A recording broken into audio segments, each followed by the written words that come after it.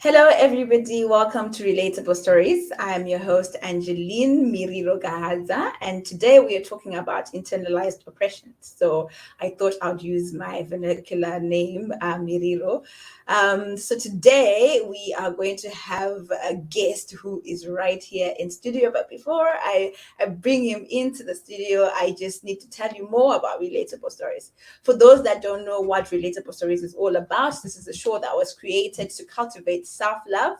It is a place for us to share our deepest, darkest stories and secrets that we have been internalizing so that we can be aware, socially aware, and self aware in the way that we can actually start to make the change. Because I guess you've all heard you cannot change what you don't know. And once you know, you can start to become the change you want to see. So without further ado, I'm going to bring my brother, Marcos Sonke. Yes, I am. Hi, Hi, everybody. Hi, Marcus. How are you? I'm very well, thanks, and thank you for having me on this show. Very excited about the conversations we're gonna have. I mean, like, I like the part that you choose to Yeah. use your actual name. Yeah. The one that is in line with your identity. You Hmm. understand? So yeah, we give thanks, and I hope you're gonna enjoy this session as much as I intend to, and Yeah. I mean, Marcus is just, segued with a very, very important way to talk about internalized oppression. You talk about your identity, you talk about your name being your identity. So before you get into that deeply, tell us who Marcus is, what Maskosanke means, and yeah, what you're all about. Introduce yourself to everybody. Okay. Yeah, Makosonke meaning in one language it means all the chiefs, and in another aspect it might mean all the ancestors, and in another aspect it also means all the kings. So that I take pride in because I identify myself with the meaning of my name, right? Wow. And so we are talking about internalized oppression, Uh-huh. and taking up. I actually recently started using that name because it's mine. Many people know me by Marcus. Right, right. Marcus, yes, I do accept it based on what it stands for, but that's another story for maybe in 30 minutes time. But I'm a father. I'm a brother. Uh-huh. Yeah. Okay. Okay. Yeah, he's my brother, guys. And we've been so excited to talk about this because it's something that we sort of status all the time. Yeah. Like we see these things that speak to us, but we're like, we're not having these conversations. And so we're talking about identity, Marcos, and I'm thinking, what is being black? What is your identity as a black man? What does that make you feel? What is it that you think about when you think about being black? Okay.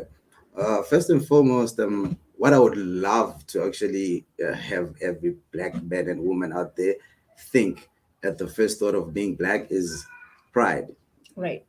royalty, sense of acceptance. For me, being black is it's the culture.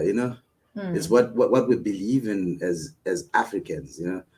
Yeah, and what we believe in and how we live our life, Right. culture, tradition, you know.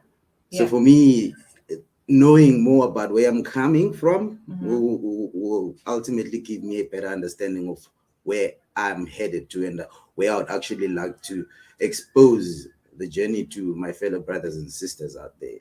Wow. So yeah. Oh my gosh, you're giving us a lot, yeah.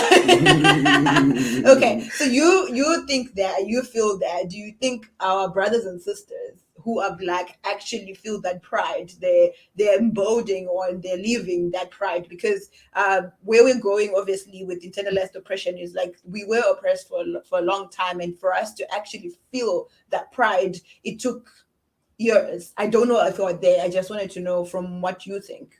What I think is we still have a long journey to go. Right. In as far as like achieving that, but that does not need to stop us from trying, from starting. They say, I'll use an example: a father that plants a tree for his son, Right. only for the son to be grateful when his son is swinging under the tree, or so the father plants that seed, Right. but he knows that he will never sit in the shade. So the most important part is to start, Yeah. as opposed, because now there's a lot of like throwing around of the word woke, Yeah.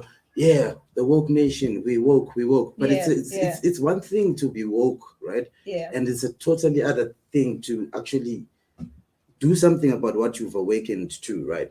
So what I want to see is us having more of these conversations. And remember, the platform is there so that you can actually highlight your thoughts on the topic itself, and give options for other people, right? And also room for opinions, Right. Yeah. Okay. Guys, I'm going to pose this question to you. Do you think we are woke? Do you think that we are actually liberated, truly liberated? Do you think that we don't have oppression going on anymore? These are questions that I just want you guys to keep answering, because I'm going to be grilling Marcus here. And so it's easy for me to get you into the discussion by preempting some of these questions. So, are we embodying the identity of blackness, that we're supposed to be proud and are truly African and all of that?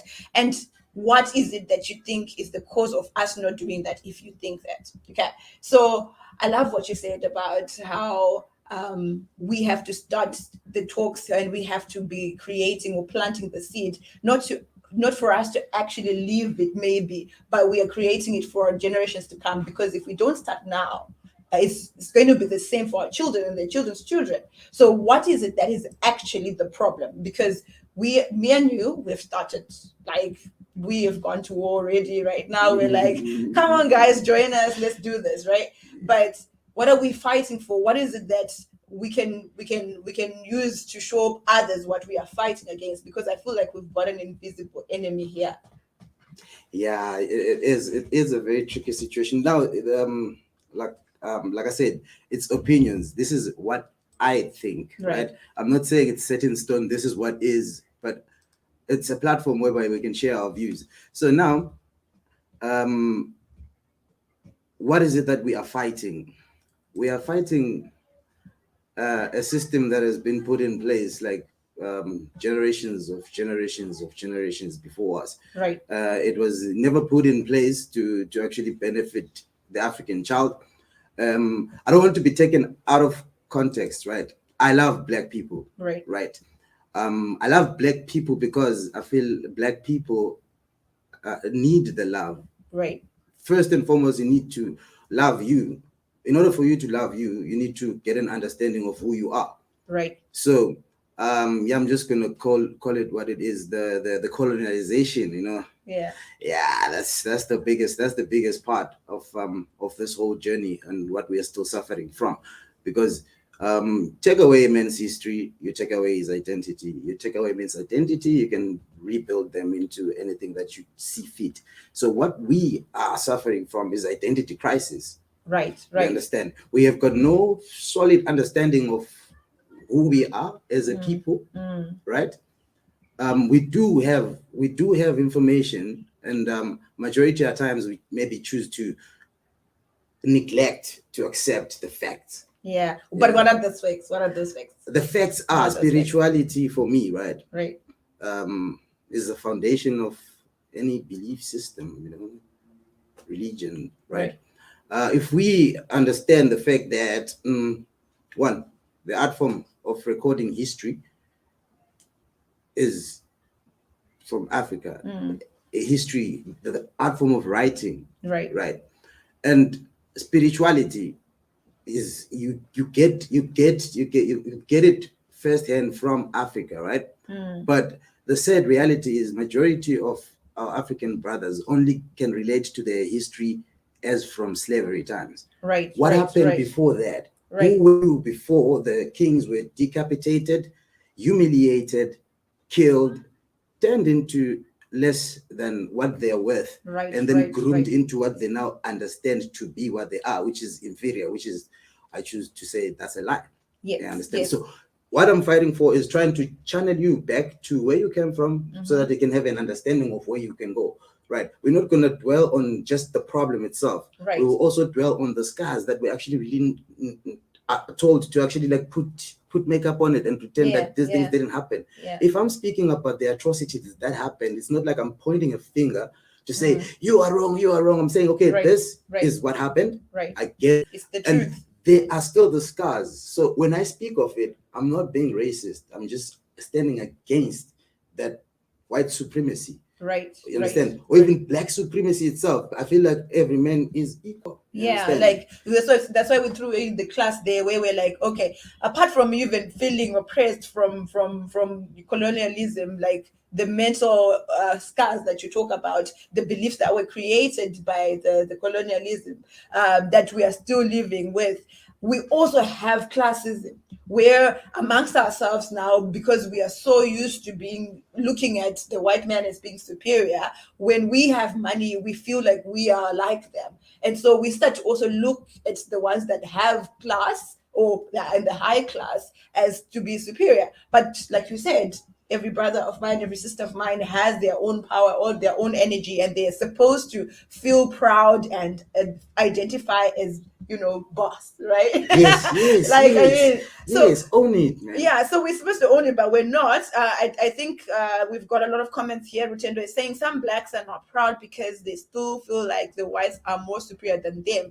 And bingo there, Rutendo, you agree with me on point, right? But like, why is that we feel that? Because I feel like when we say those things, you've got self-hate, we're trying to bleach your face, you want to look white, or you want to act white, or you actually respect white people more than you respect black people, whatever situation you're in. What makes you do that? Because I don't believe anybody chooses it, because we did get colonialism, we did get liberated, we marched, we fought the war, and we're out. And so everyone in their consciousness, they know, right? So what is it that is making us still act like we respect the white men more, or we don't respect ourselves and our fellow black men? Okay, so what I think are some of the like factors that lead us to such a conclusion is you are being taught how to play checkers when the person pulling the strings is busy playing chess. Right. So without a better understanding of what is the system and what is there, because people would say, nah, the whole system thing is a conspiracy or anything, but when the robot turns red, that person stops. Okay. So now think about it this way. As an African child, when going to school, let's infuse the class per se. Yeah. A public school, right? Which means the primary background, the language that is being used is your own mother tongue, your native language, right? Right. When you're being introduced to school, they teach you a language that they're already teaching you in, to also add on to that inferiority complex, So I already it starts from there. I know, I see that, and I want to ask you to sort of like get to the point where we're like, we know what structures where there, some of them have been demolished, and we've got self-love now. You can go, like right now, you can choose to put your child in a school that you want them to go. You can choose the books that they read. You don't have to be constrained to a system, because no one is coming to shoot you and say, don't teach your child in Vedic, don't. But we don't choose it, right? We're still not choosing it. We would rather keep competing on the levels of the white man, where we are competing in their languages, we're competing in their environments, we're all wanting to go where they are, we're all respecting them more. So it's not that we're still structurally oppressed. Those structures have been removed and demolished. So I'm seeing you saying some of them aren't. I'm tempted. No, of course. Please, guys, chime in. Are we liberated structurally? Because I believe that structurally we've got rights that we can march and we can do some things, but there's things that we still haven't started doing even from the time that we were liberated, because in our minds we are still very much oppressed. Because listen here, sorry guys, I talk a lot as well, I need to give Marcos a chance.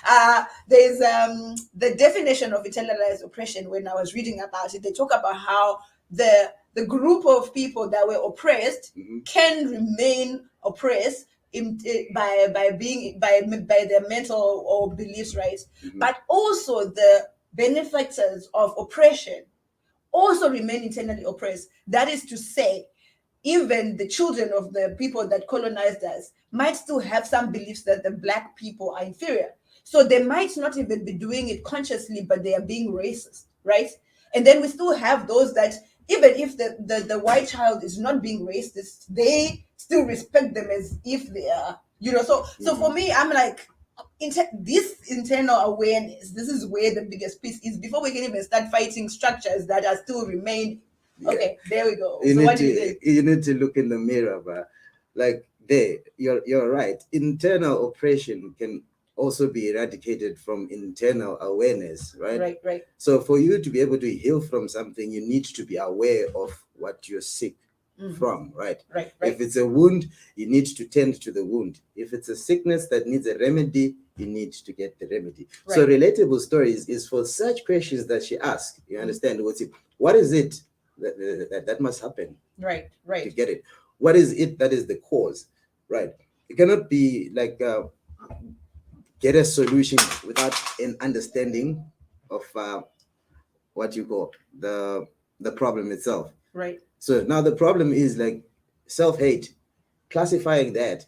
What are the causes that make a brother see it as a trophy to be dating a white woman, or that makes a brother feel good about himself if he's spending money in the club and making it rain? Do you get it? It's the things that we are exposed to. Right. It's the things that we are exposed to. If I'm going to listen day in, day out to music that is going to tell me to disrespect women, subconsciously that thing, it will shift the narrative because it's got a good melody, right? But the message that is being conveyed is destructive. You understand? It then becomes like second nature, bro. There's a time where I found myself singing to Baby Shark because like I played it a lot. You understand? I found myself tapping like Baby Shark. So that's the conditioning. Do you understand? So it's what we're being exposed to right now. Through television, you can be told what to wear, which car to drive, in which year, in order for you to fit into this class to get it. And majority of people that are on an 8 to 5 are in debt, right? Because they want to fit into a classified area. You know what? If you have this, then you're this. If you don't have this, then you're this. Then that's where it all starts. You understand?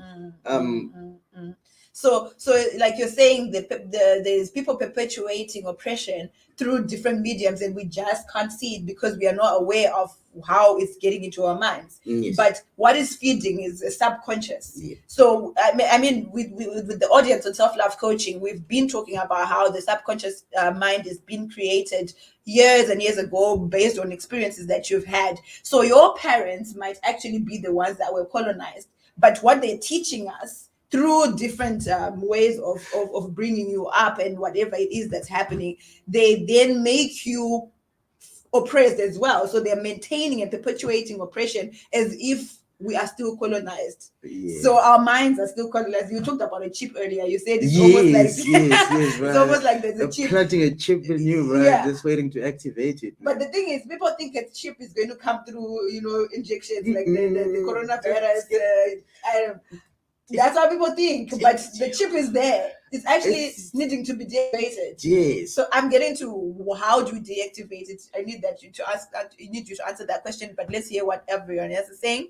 Rivero was saying that a lot of people have inferiority complex. When I was in SA, I noticed the habit of a fellow black store workers calling us CC or Budi, but white people are say or ma'am. We oppress each other. So when you feel inferior about yourself, when you see another black brother or a sister feeling, oh, I've got this, you're like hating on them. So now you lower them. Yeah. Or you actually just look at them funny. Those are some of the things that we actually put ourselves through and put others through. Like you said, like that internal oppression is it comes from external, right? Yeah. Until it's embedded in a generation that start off, and it's passed on to get it. Yes. Like I saw a comment saying, a person with money, you can call it umlungu, mrungu. You understand? You understand? Like meaning, like we still like put it there on the pedestal. When you've made it in time in life, they start to change your name to mlungu. Like now you're like more white because now you're living, you're bowling, right? Yeah. But like, how is it not more black to bowl? Like, why can't we just bowl and be black? Black is born for suffering. Exactly. We associate ourselves with poverty, and so when we see somebody who's making it, we start to think that they have connections with white people. Bruh. Why do I have to be connected to a white person to be successful? When we speak of spirituality, and they say when it's African, it's black magic, bro. But when it's them, it's sorcery. Like it's those things, bro. It's like they're always there in your face. Okay. You know, they put it so much that you end up getting used to it and seeing it as a normal thing.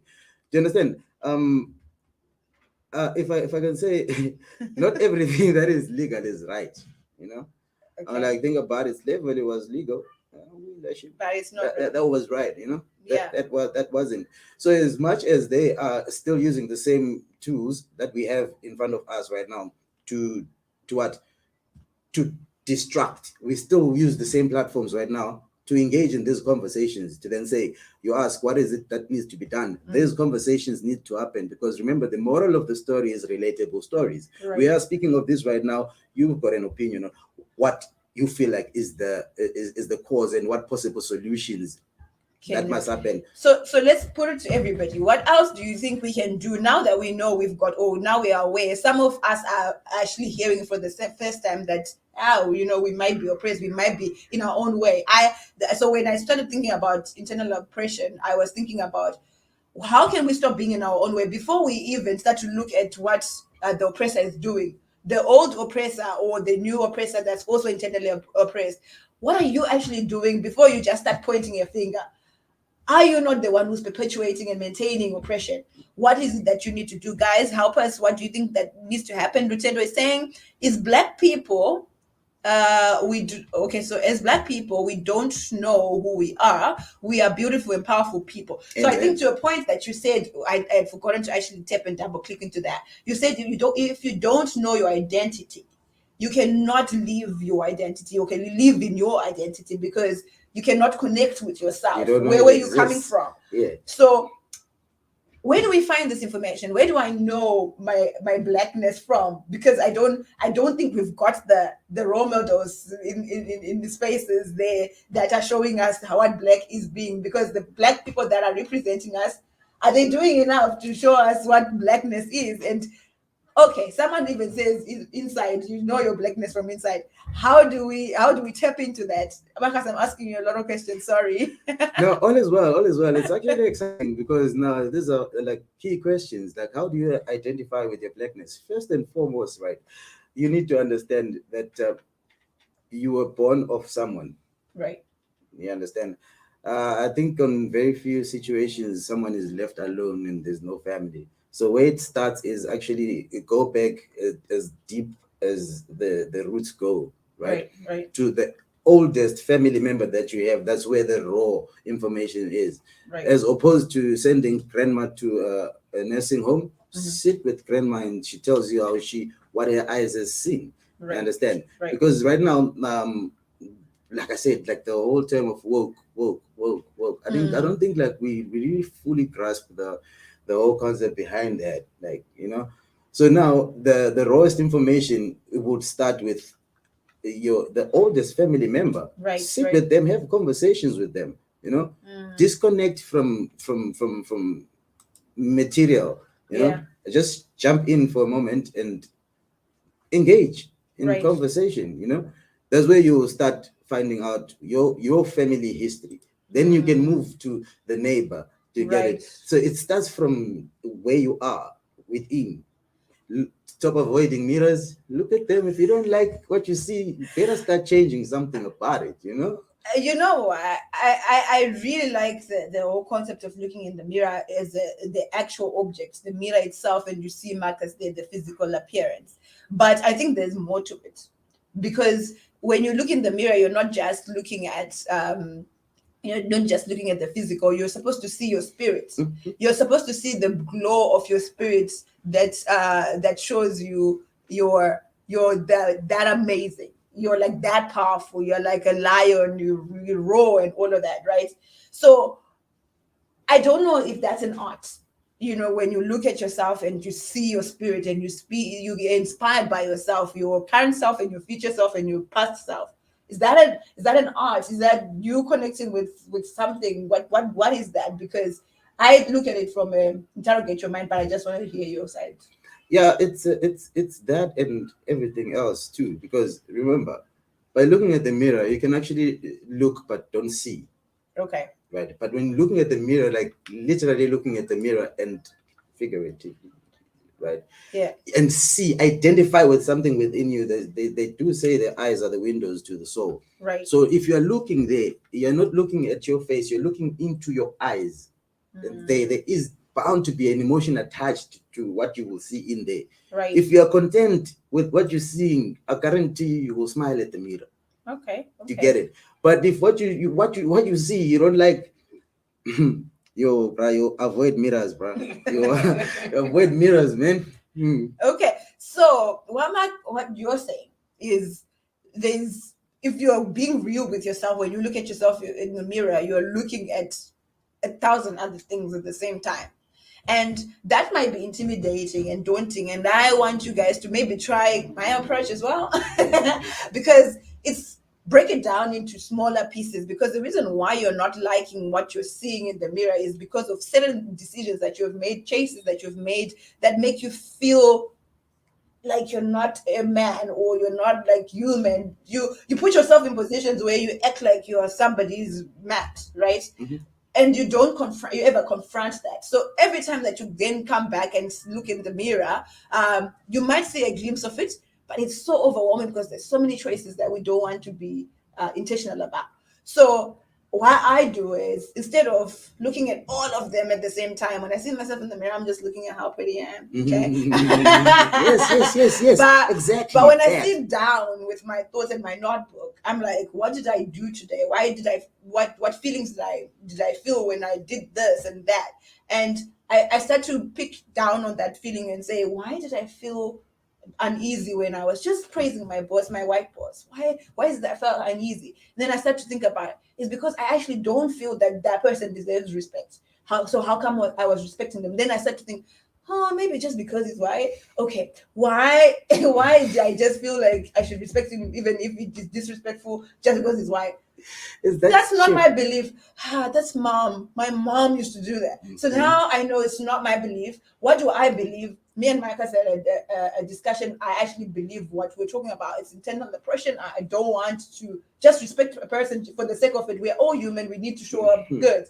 So now I know why I automatically act like that in front of a white person.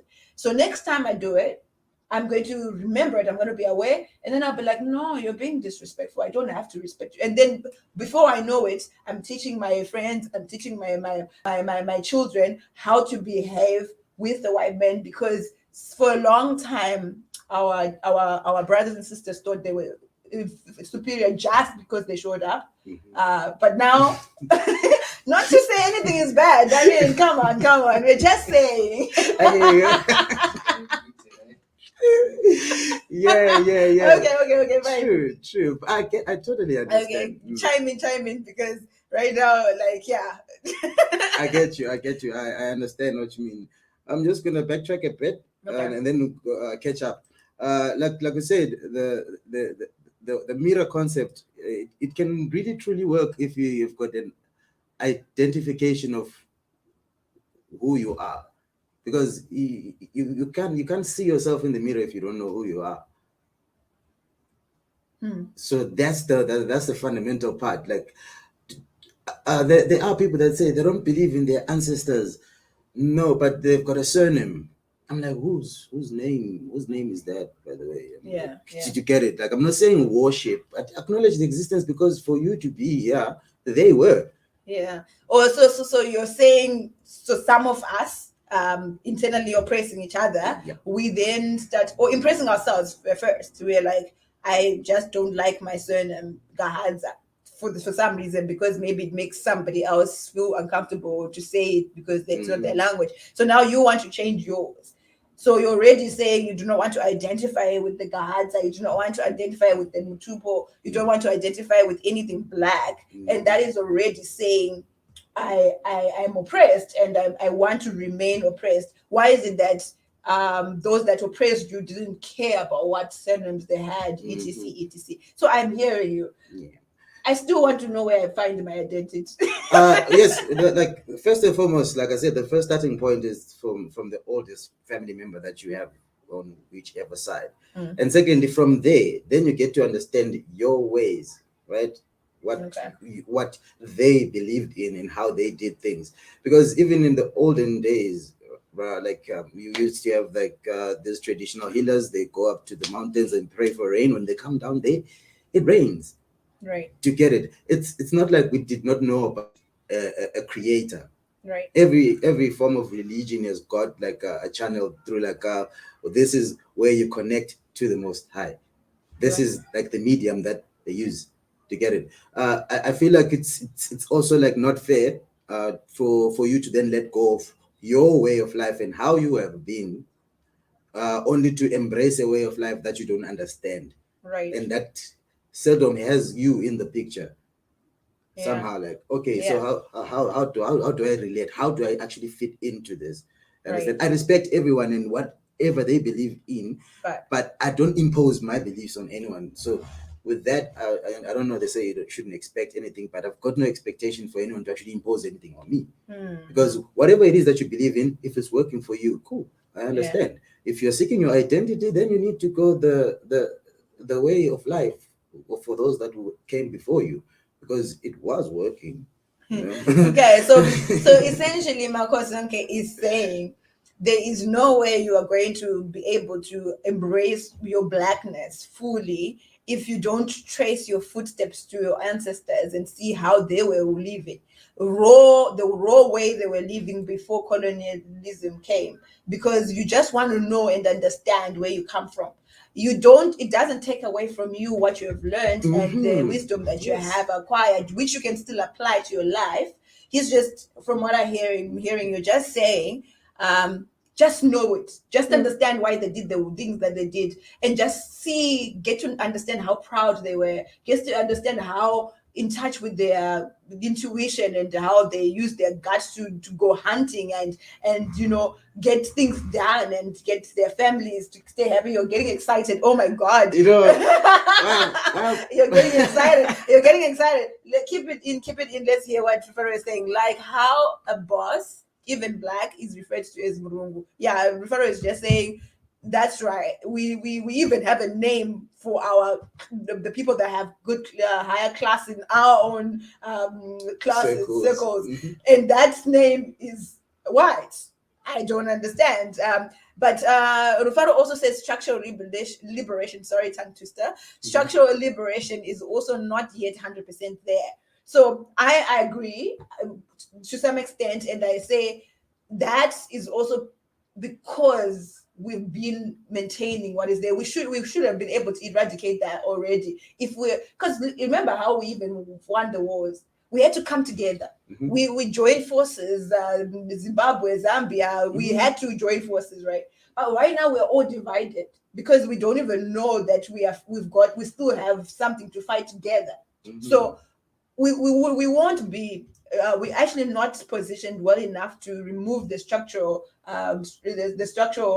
oppressive systems that are there right now, because we are not together. We're working together. But anyway, Marcus wants to say something. Wait, Marcus, just wait. Listen. Ruvaro is saying we grew up knowing white people have better class than us. That's why. And Fru says first step is reading and understanding history, which is what you said. Even watching slavery movies and documentaries where white people are literally oppressing black people. That triggers a bit of hate, nyana. That's necessary to switch off the inferiority complex. Okay, I do know you've got a point that I don't want you to forget, so please hold it. Auntie Mimi just says hello, Auntie Mimi. Please tell us your thoughts. Someone is watching out. Just said following. Please tell us your thoughts if you think about anything. Marcus, let me get you to release what you were getting excited about. Oh yeah. Like I was thinking about it. Like right now we are in Cape Town, right? And it is the mother city, but the original children of that city, I feel like they lost the most. You know, Right. The Khoi. You know, the Khoi lost the most.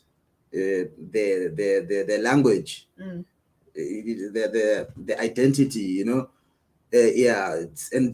when you think about it in history, you trace the Khoi to be like like very far in line of tracing like human existence. You understand? Right now, observatory, the same place that we are in, the Khoi used to study astronomy right here, where they've got the main observatory facility. Like it's here, meaning that we were already ahead. Somewhere along the line, history got distorted. So if you understand that the art form of recording history comes from you, and you don't question that your history is written in a foreign language, yeah, I don't know, man. Okay, Marcus is raising a lot of questions here. I mean, guys, please chime in. Tell us what you think about that the fact that we're not questioning some things that should make us rethink the way we are treating ourselves, firstly, and treating our own brothers. But I've got some quotes here from some amazing people. Steve Biko said, "The greatest weapon in the hand of the oppressor is the mind of the oppressed." I would like for you, Marcus, to just comment on this. Be Steve Biko, Steve Biko of today. Hey, Biko Nation. What are you trying to say? Break it down for us here. What is it that Steve was trying to say? I'll break it down to the best of my understanding. Yeah. Because those are very big shoes to fill, and I wouldn't want to mess with that narrative. But what I'm saying, what I understand, what I take from that statement is, as long as you control how one thinks, Right. you've got total control of them. Right. It still gives back to take away a man's history, you take away his identity. To take away his identity, you can rebuild them into whatever breed of a human being that you want, because you hold what that person thinks are the answers. Yeah. And then they feel like, okay, for me to actually get what I need to have that as my source. And then Okay. So if you're they say it's easy to manipulate people than to actually make them believe that they're being manipulated. Wow, that is so deep. So we all need to just, okay, so I like us to go away with something for here. Like first we know we are oppressed people, right? All of us. So we've all experienced it somehow, because there was what happened to us, slavery, colonialism, and all of that. We were oppressed. So that group of people, they are people that got the liberation, the Steve because of the world, the Martin Luther Kings, and all of that. But there are people that continued to maintain the oppression, and the oppressor, without knowing, also was continuing to oppress. But now it didn't have to be structural because they already had the mind. So this is what I took away from this statement, to say they didn't need the structures anymore to do what they were doing the time that apartheid was happening. So that's why people have now realized, people think that we are now, things are fine now, let's just move on. But it's still exactly how it was, except there is no need for there to be a prison or billboards to tell you where to go and what to do. It is now already in here. So how do we now start to remove those bricks, to remove those little messages? Yeah, you see, there is the biggest hurdle, because it starts internally. Since you are internally oppressed, you can internally liberate yourself. Right. So open your mind, take away the blinkers, Right. Allow yourself to question. Now, the moment someone says don't question something, that's when I start questioning it. Right. To get it. So like I actually like have to like find like different views on how to look at it. Don't just take everything at face value. Yeah. It's gonna be hard for someone who grew up knowing like the color red is red for you to then say, "Yo, bro, you've been duped." You know, this is actually green. It's Right. gonna like it will take them to actually like get bought into the story of why you are justifying this color as green. Yeah, You get it? yeah. And then some of those things, the physical evidence is what we've been talking about, like how we treat each other, for instance. You know, like it's seldom like someone celebrates when someone else is getting something good. Majority of the time there's like a thick line of hate underneath, you know. Yeah. There's genuine smiles that are lacking out in the streets, you know, because everybody's just like taking a selfie and pretending everything is all right, you know. Yeah. Whereas the truth of the matter is like we need to have these conversations, you know. These need to happen as much as possible. Different topics, speak about the things that are not spoken of, because at the end of the day, how will you solve a problem that you don't even know exists? Exactly. So yeah, I mean, Another very powerful person says, well, Suzio is another one. She says, allow yourself to question that. She loves that. Let's keep questioning. Yes. Why are we doing what we're doing? Why are we still feeling oppressed because like I think a lot of the woke generation are like, I don't get it, but we got liberation. So why are we still talking about we are oppressed? Because they don't understand that there's no difference really, because how you were showing up at school back then is exactly how you're showing up at school right now, right? Your school has now you're half black, half white. There has been schools where we still have more white people, and you find yourself as a black person in your own country still feeling how you were feeling during the time of apartheid, right? Why is that? Question that, right? Yes. Question that. So anyway, another statement that I loved. No, not this one. I already showed you. Get this one, guys. It's where is it? There we go. Oh no, I can't find it, guys. Anyway, so I think what we need to actually now start to think about is how does it show up as, like, Marcus, if I told you you're internally oppressed, what are you doing right now in your day-to-day life that I can point out and actually say, this is what I'm talking about? Yeah, I'm not exempted from that. Like I internally like oppress myself, and then I find myself stopping myself, like, whoa, why am I behaving this way? I'm like, to what end? Okay, so right now you might find that I'm walking in the street, and I wanted to walk barefooted, and I find myself saying, nah, let me put on shoes. What are people gonna think? Yeah. But I feel comfortable in that. Already I'm depriving myself of something because of what the next person will think. Because I'm already starting first and foremost to oppress myself because I'm not able to do what I feel like doing because of what I think the society, you know, and who created class, who created the system. Hey, ask yourself, who created the system? What is the why system? why is the system saying I should just wear my shoes all the time when I'm comfortable without wearing my shoes? Yeah, that's one. I need another one. You need another one. I feel okay. While you're thinking, I found what I wanted to show. It's just that it's not wanting to actually get onto the screen the right way, but let's do this. Yes, until you make the unconscious conscious, it will direct your life, and you will call it fate. I thought I was looking for it. I was like, I can't not show these guys the statement. We talked about it the last time. We talked about internalized oppression, when it was sexism and misogyny, right? But I think it's still very much relevant in explaining how we now blame, and we are in a victim mode, and we're wanting a savior because we never really take time to bring the unconscious to consciousness. Yeah. Tell me your thoughts. Deep. That's very deep, and that is the truth. That is the truth. So it also just makes me remember Khalil. He said, "Do you choose your joys and sorrows long before you experience them?" Okay. So in line with that, until you make the unconscious conscious, it will direct your life, and you will call it fate. This is basically You know? saying do it yourself. Yes, Do it yourself. because the answer is within you. You will only find the answer if you question. You know, and allowing room to learn. You know, room to learn, because if a cup is full, then there's no point in adding more Yeah. of whatever is there. And then introspect. I bump you right now, you spill tea, right? The question shouldn't be like, why did you bump me? The question is like, tea, are you satisfied with what spilled out of your cup?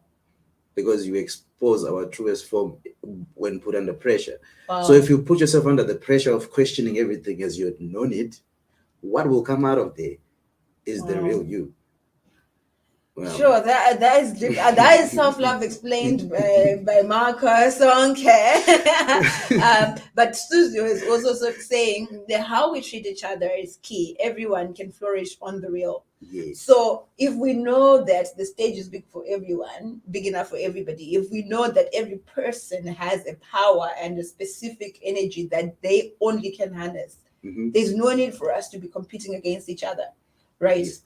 And then now when you feel that to yourself, you look at your brother, there's no need for you to feel like, well, he's gonna beat me and look better when he's now starts to mingle with the white people. Because I think that's, for me, that's where we are all fighting to be. It's almost like we've got something, a prize there, where we're like, I want to get there first. You know, when like as children, you're fighting with your siblings so that you can be the goody two shoes.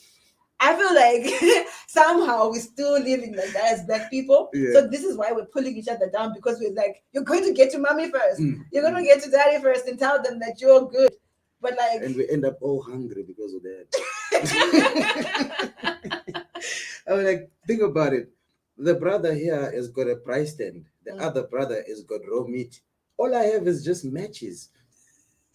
I'm very significant in that equation so that we can all eat. But you find people hogging onto that meat and saying, no, I've got more value. This is the food that we must eat. So we must all stay hungry because we don't want to cooperate. Nah, man. Oh, family, real talk. This is exactly what's happening right now. So this is how we are expressing our internalized oppression. Because if you look at the crowds or the people, I look at, to be honest, I haven't read much and I found my identity in the history books, but I also have sort of started studying the culture of the white man, because I too have been internally oppressed. I too have been oppressed. I too have oppressed other people. Sometimes I've seen it myself, but I was raised that way. So I'm not blaming myself. I'm accepting it. And so the self-hate, don't feel bad that you have it. We all have it, right? But when I started saying, okay, this is a culture that I'm looking at, this is what I admire about it. And then I did actually understand what they do. But what I didn't want to do was be them. I was like saying, why can't we use the same things that they're using? Because we're learning, that we've been exposed to them. Now we learn. For example, my white brothers and sisters support each other. They will, like you said, one is the matches, one is the meat, one is the breast, and they will eat. I admire that about them. I'm not internally oppressed when I point it out and say, to be honest, guys, I like this culture. Yes. Because for me, that is not internal oppression, because I see something that's working. They're working together, they're coordinating, they're supporting their own, they're doing this together, like the togetherness part. Yes. So I'm like, I would like to be part of something that looks like that. But it would be nice if it was me and my family. If I didn't have to say I am no longer black so that I can have something like that. I would like to do it with you, Marcus, and our friends and my family. But we are failing to do that. What's the other reason why we're failing to do that? As I look at the comments. What's the other reason why we're failing to coordinate? Yeah. It's because the system has mastered the art of conflict. Right. So it'll make more sense to an oppressed person to oppress the other as opposed to try and heal, because it feels like it's too much at me. So one would actually rather hate than to actually engage, and try and find a solution, Yeah. So yeah, man, I think Yeah. Yeah. Yeah. Wow. It's too much, but it is admin though. Like, Yeah. Lord, let's not hide. Let's not say we are woke and we are talking about this. And it's admin It though. is. It's admin So because you gotta because take the easy way out. Like, not because about because let me tell you why it's easy. Because really, guys, where you do sometimes.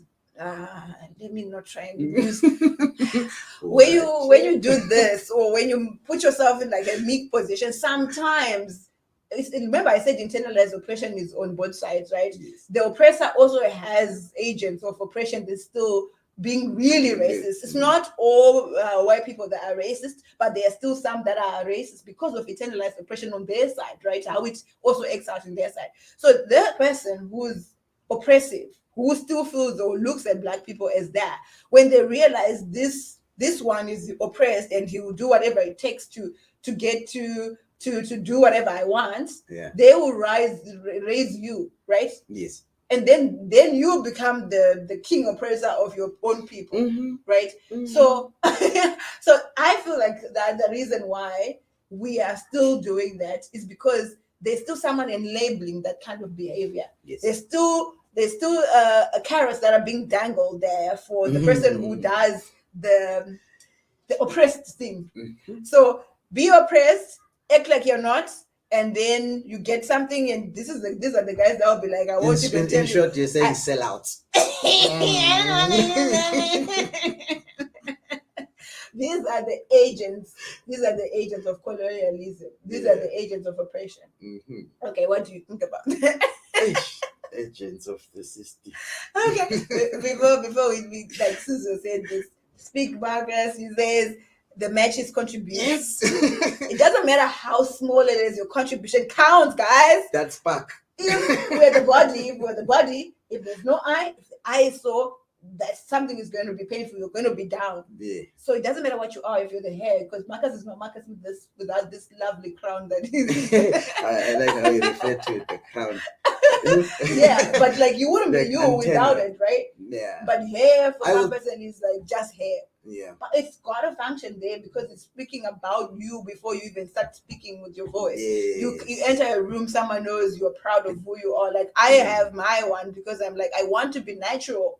I just want to wear something that makes somebody know that I'm proud of my own hair, you know? But anyway, You're touching the topic there. I'm tempted. You know, like, yes. I'll say it. Because now I hope I don't get scratched for these things. But I'm like, how many women can you safely say are comfortable in their bodies right now in the world that we're living in? Right. How many can you say are comfortable with what they see in the mirror? And I mean, like, yes, there's fashion. You know, like, people have got options to do what they do.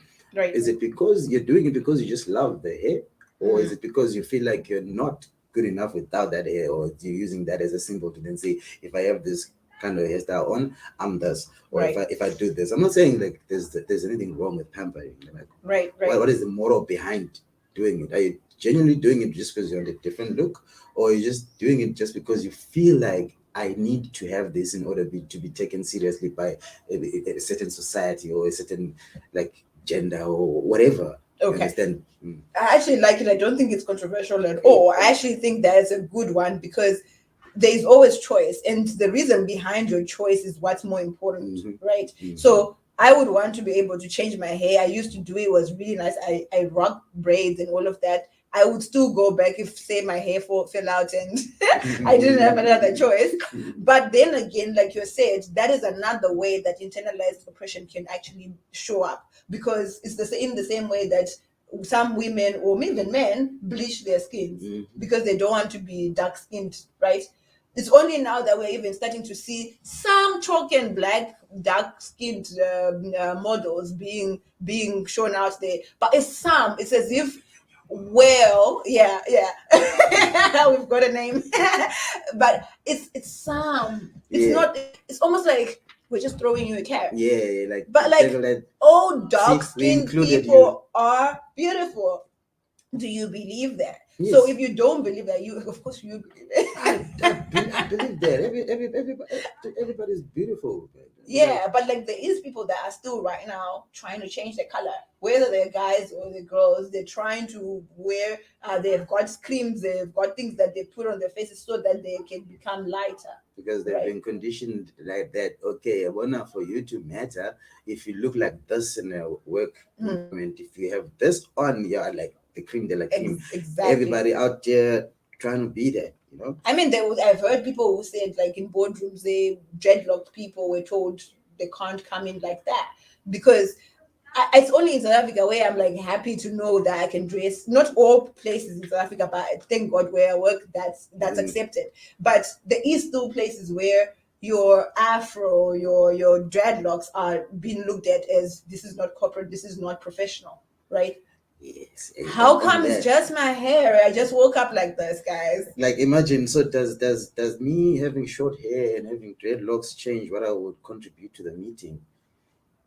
No, it's not the hair speaking, it's me. Right. It's yeah, I mean, I get it. Like you asked me a question yesterday, like another thing, when I walk in somewhere, automatically someone says, "Hey, Rasta," and then someone sees me eating meat, they're like, what kind of Rasta are you that eats meat? And I'm thinking to myself, I actually never like introduced myself as a Rasta. As a Rasta, right? Yeah. So already through the crown, then the next person already aligns with Rasta. I'm not saying like I don't believe. No. Yeah. I follow a lot of the teachings, right? But ultimately, I'm just a spiritual being. Right. I know there's a creator, and I acknowledge my ancestors.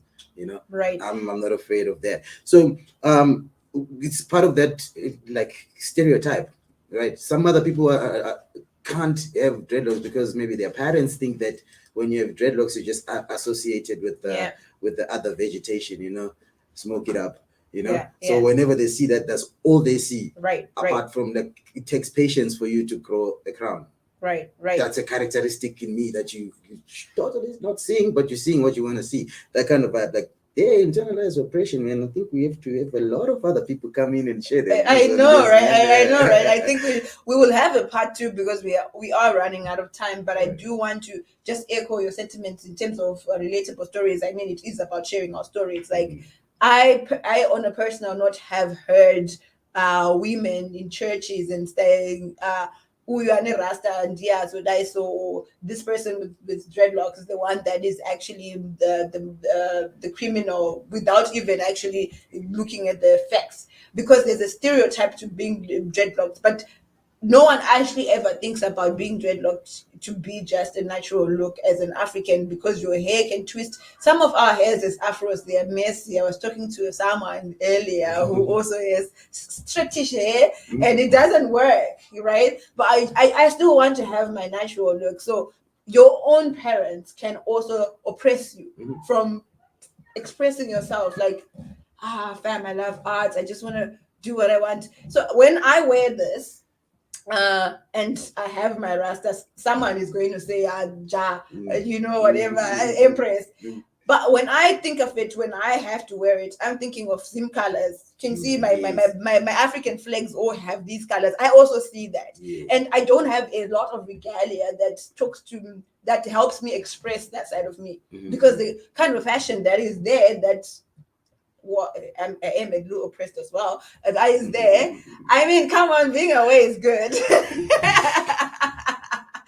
Sometimes it doesn't help me to express who I am as a Black person. So I want to be able to have things in my wardrobe that when I show up, when I rock up, I am embedding my identity and all of that without having somebody then box me and put me in a corner.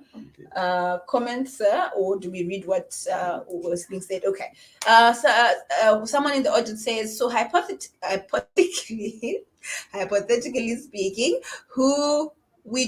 we who choose to rock our natural hair in one season and in another are based by our fellow Black people are bashed by our fellow Black people for choosing to weave in another season.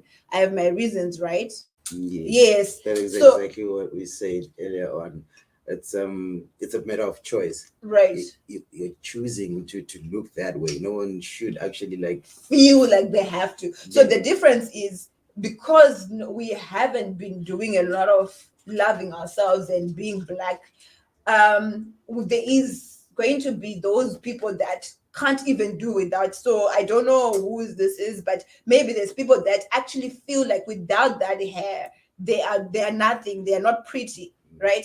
So if we were to say weaves are banned in Zimbabwe, for example, or in South Africa, would you still feel beautiful as an African, as a Black person? Is that your hair, your identity, or what? So when you choose it, like for example, like I said, I also choose other clothes that have nothing to do with Zimbabwe or being Rasta or whatever, and that's fine. It's not about choice. It's about the choosing to have something else. It's about what you feel when you wear it. Do you feel whole now? Do you feel like now I'm a person? Do you feel like, oh, now I'm me? Before like where you're supposed to feel that before you wear, because something you wear you can remove, right? Yeah. I think that's how I would comment on that. This must be Rumbi. Rumbi, raise your hand if it's you. I have a feeling that it's you, my friend. So Marcus, just to close off, it's been an hour already. Can you believe it? I can't. Yeah, it's been an hour, and yeah, people want to go, but we talk a lot, and Maybe don't take a lot. then maybe don't take a lot of time. Okay. Yeah, man. Cool. What, in a nutshell, can you say our viewers should think about from this discussion? What is it that we can take away to help each other during this liberation struggle, war slash, I don't know what to call it, that we're all supposed to embark on in this generation? It's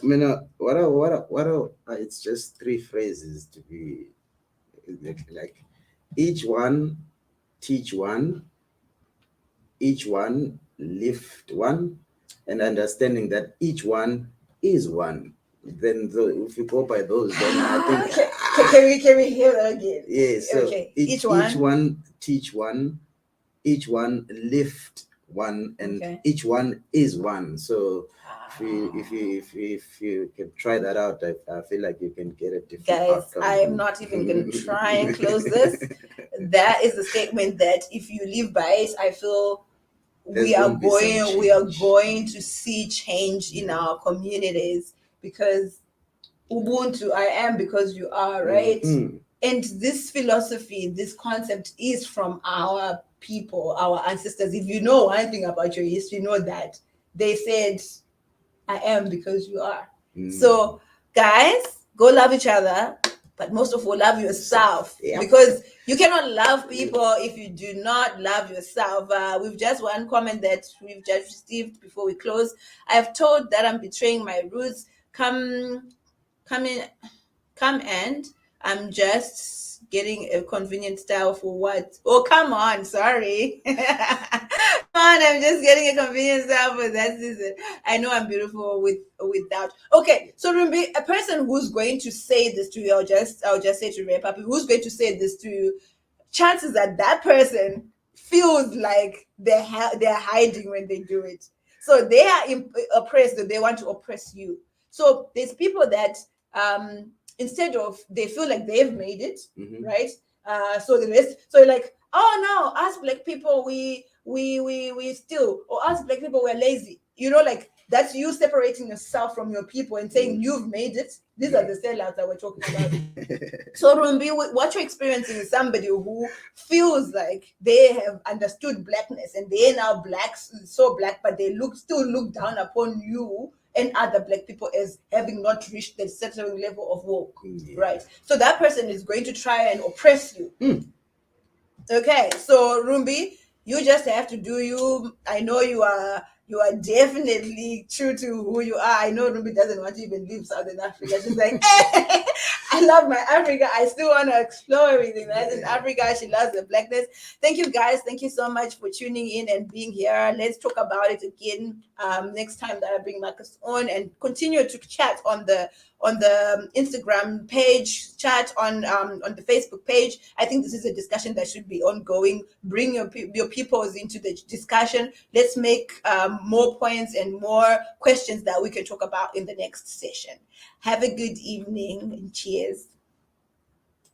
Awe. Mm-hmm.